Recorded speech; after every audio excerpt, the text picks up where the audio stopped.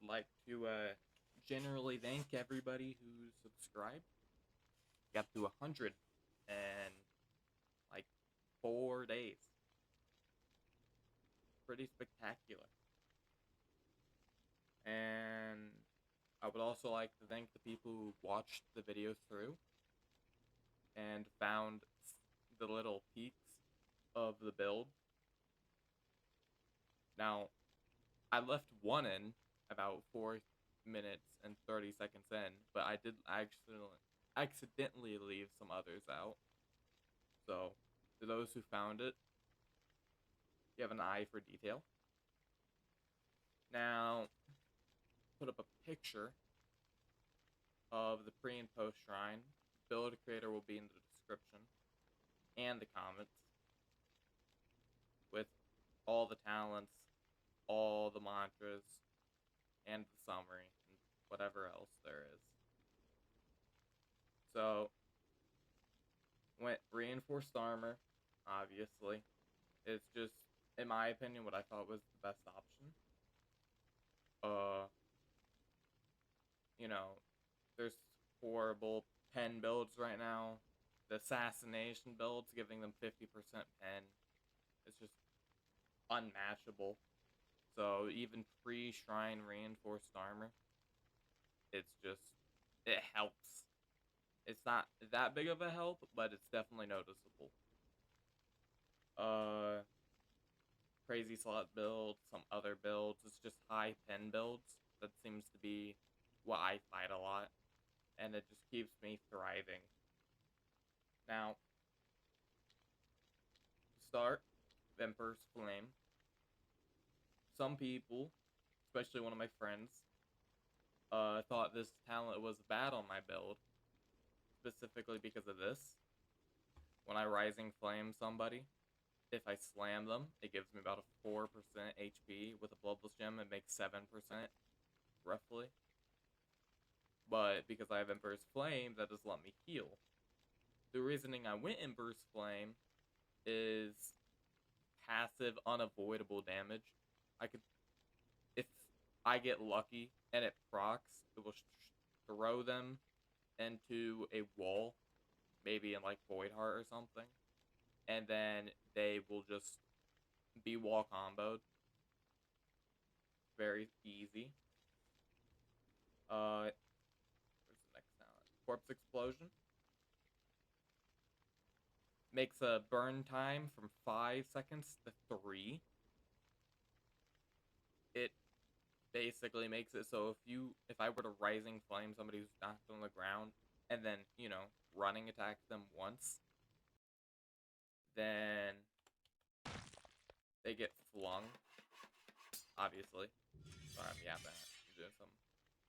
But if I running attack them once, then they get soaring, and then no build can pick them up fast enough. It basically confirms a grip. Now, with a talent that is arguable, and another talent that is also arguable, for 60 flame free shrine, people might say, is it really worth it instead of just going like 40, wasting that many points pre-shrine?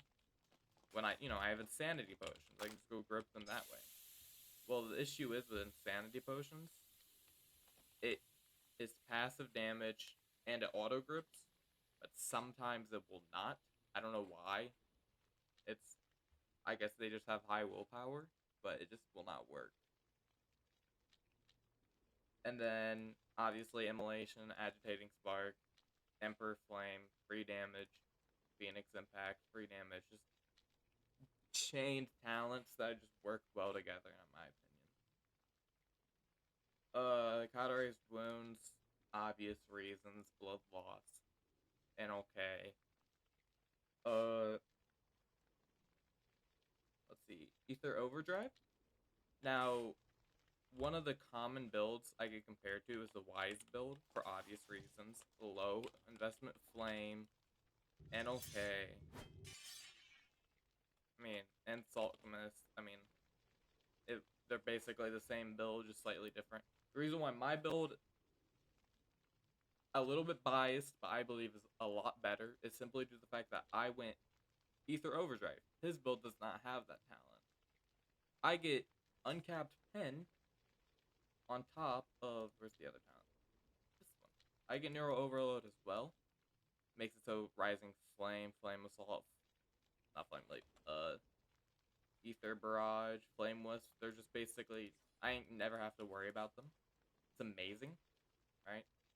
And then with having Ether Overdrive, I have pen uncapped.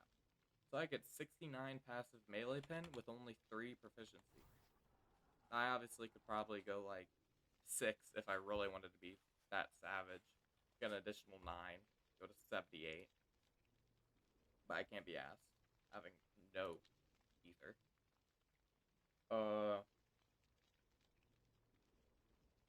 And then,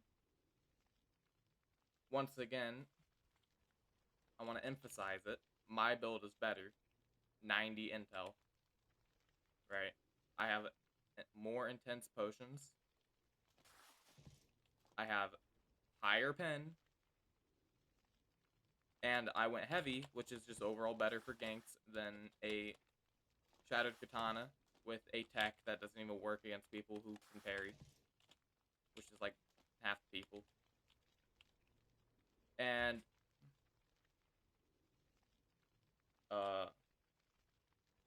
some people argued I could use other weapons. I went 85.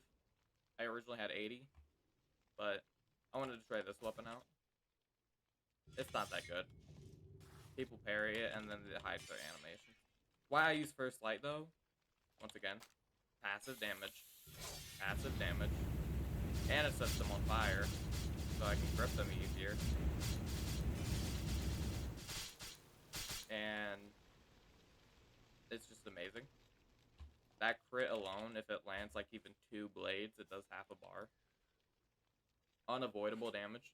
And if they try and hold block, then I'll just hit their block. Now they have a lot of posture. It's free pressure, free damage, free everything. My HP kit. Basically, Godwold Delver Duster. I need a Diver's Light Plate, but it can't be asked. Godwold Moonlit Earrings, a Godwold Hivelord Mask, a Godwold Con Helmet, Godwold Star Boots. Arguable, but a good Deep Fire, good Pestilence, Godwold Rosens, Godwold Congas, and then the Confessor's Charm. Who the heck? Mantras. Revenge. I only have 3 instead of 4, because it's just not needed.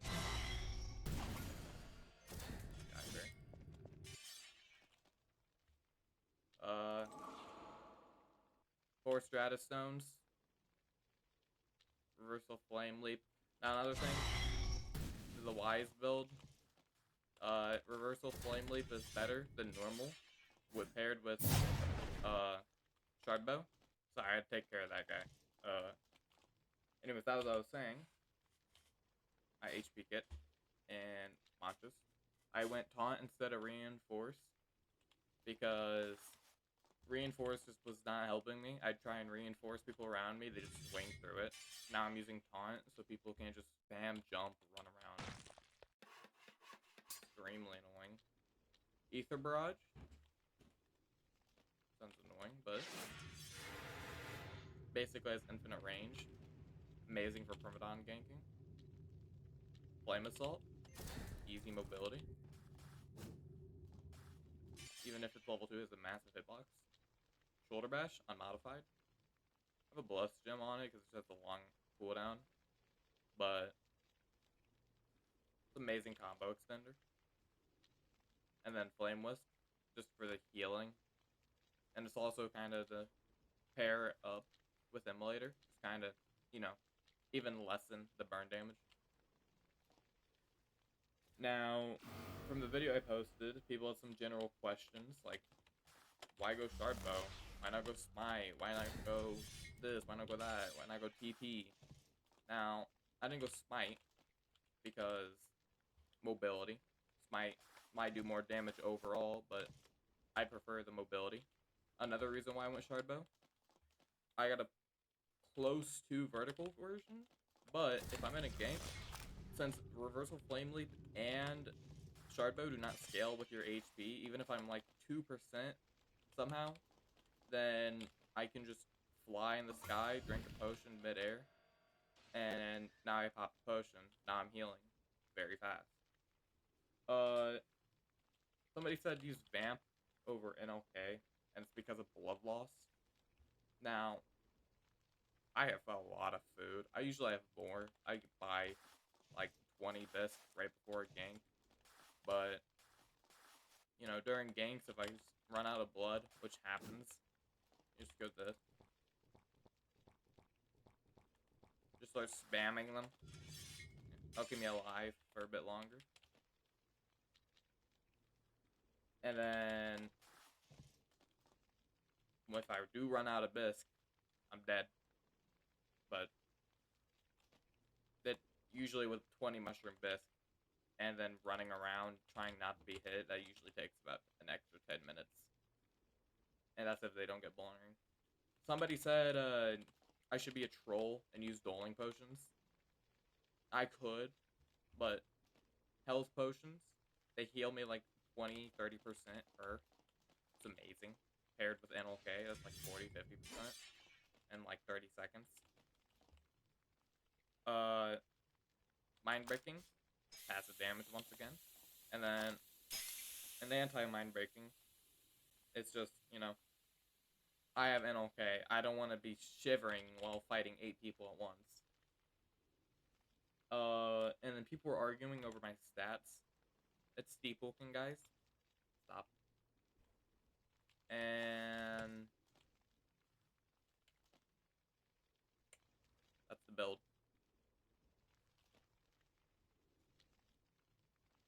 Just generally show my summary. 50% physical. Almost. 540 HP.